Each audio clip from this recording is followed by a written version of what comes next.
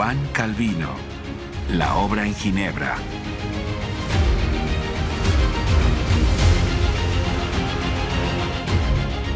Después de tener que abandonar Francia, Farel y Calvino se trasladaron y trabajaron en otros lugares. Farel vino aquí, a la zona de Ginebra.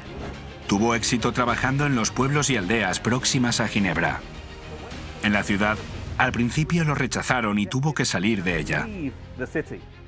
Otro hombre que intentó traer la reforma a la ciudad fue el maestro de escuela llamado Froment. Él sí que tiene algo de éxito.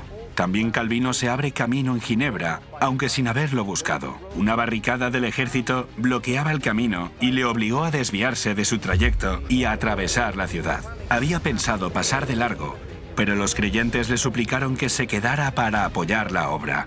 Aunque reacio al principio, finalmente decidió quedarse.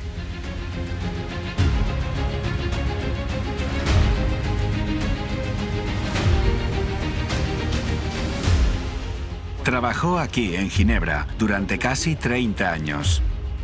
Primero estableció una iglesia conforme a la moralidad de la Biblia y luego trabajó en el avance de la reforma en toda Europa.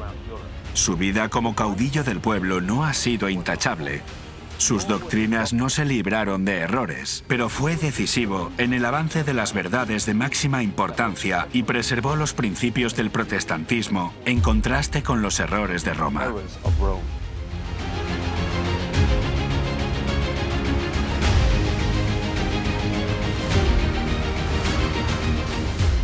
A veces se puede aprender mucho de alguien por lo que dicen sus enemigos de él después de su muerte. El Papa Pío IV dijo sobre Calvino: el poder del hereje de Calvino consistía en el hecho de que el dinero no lo seducía. Si yo dispusiera de siervos así, mis dominios se extenderían de mar a mar.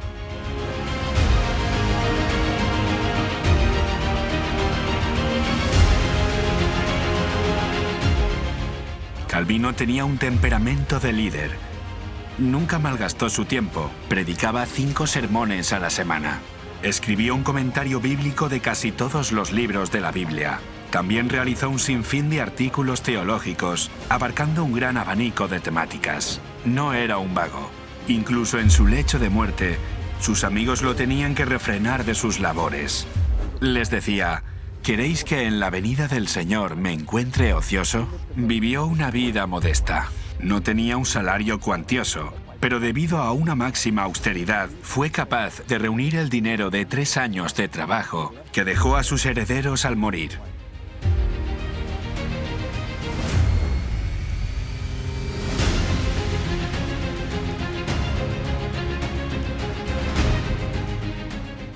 De la vida de Calvino aprendemos que fue un hombre que envió misioneros a toda Europa. Escribió libros y también los esparció por toda Europa. Fue un hombre cuya influencia abarcó mucho más allá de su iglesia. Empezó siendo solo el pastor de una iglesia en Ginebra. Un comienzo insignificante, pero llegó a tener una gran influencia. En Lucas 16:10, la Biblia nos dice: el que es fiel en lo muy poco, también en lo más es fiel.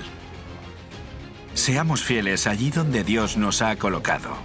Por más pequeño que sea el lugar o la tarea encomendada, si somos fieles, Dios nos otorgará responsabilidades mayores o una esfera de influencia más amplia.